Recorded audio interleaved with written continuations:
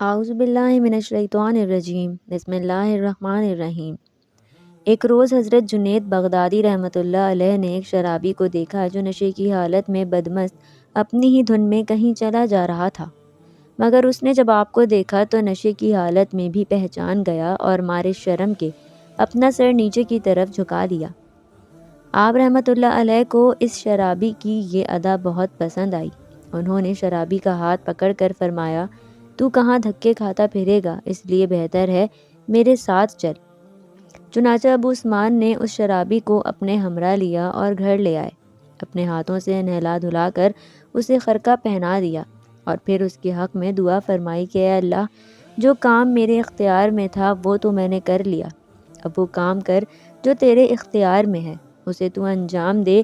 ابھی آپ دعا مانگ ہی رہے تھے کہ شرابی کو یوں محسوس ہوا جیسے اس کا نشہ ختم ہو چکا ہے اور ایک اثر انگیز روشنی اس کے دل و دماغ پر روشن ہو گئی ہے۔ یوں لگتا تھا جیسے وہ اب کسی اور ہی بلند مقام پر فائز ہو چکا ہے۔ آپ کو اپنی دعا کے اس فوری شرف قبولیت پر خود بھی بہت حیرت ہوئی اور مسرت ہوئی۔ حسن اتفاق سے اس وقت آپ کے ہم نام بزرگ صوفی ابو عثمان مغربی بھی وہاں پہنچ گئے۔ انہوں نے جب آپ کے سامنے ایک شرابی کو کھڑے پایا تو کانپ اٹھے اور ابو عثمان سے دریافت کیا کہ یہ کون سے بزرگ ہیں، کیونکہ ان کی روحانی طاقت کے سامنے میں خود کو انتہائی بے بس سا محسوس کر رہا ہوں۔ ابو عثمان نے جواب دیا کہ جو شخص آپ کو بظاہر بزرگ نظر آ رہا ہے، چند لمحے پہلے یہ محض ایک شرابی اور بھٹکا ہوا انسان تھا۔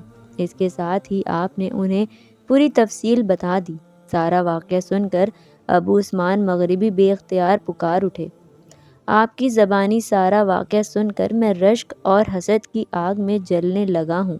یہ شرابی چند لمحوں میں جس رتبہ کمال پر پہنچ گیا ہے، میں پوری زندگی میں سخت عبادتوں اور ریاضتوں کے باوجود اس مقام کو حاصل نہ کر سکا۔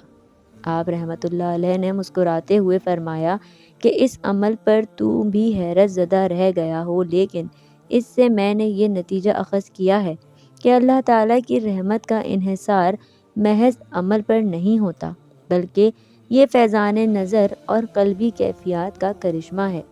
ایک مرتبہ حضرت جنید بغدادی رحمۃ اللہ علیہ نے دیکھا کہ ایک شخص کو سولی پر لٹکایا ہوا ہے۔ دریافت کیا کہ اس نے کیا جرم کیا تھا۔ لوگوں نے بتلایا کہ یہ ڈاکو ہے۔ اول چوری میں دائیں ہاتھ کاٹا گیا، مگر پھر بھی یہ چوری سے باز نہ آیا تو بایاں پاؤں کاٹا گیا، پھر بھی باز نہ آیا تو سولی کی نوبت آئی۔ حضرت جنید رحمۃ اللہ علیہ آگے بڑھے اور اس کے پاؤں کو آنکھوں سے لگایا، بوسہ دیا۔ لوگوں نے حیرت سے پوچھا کہ یہ کیا بات ہے؟ فرمایا کہ میں نے اس کے پاؤں کو بوسہ نہیں دیا، بلکہ اس کے وصف استقلال و استقامت کو بوسہ دیا ہے جو اس کے نصب میں تھا۔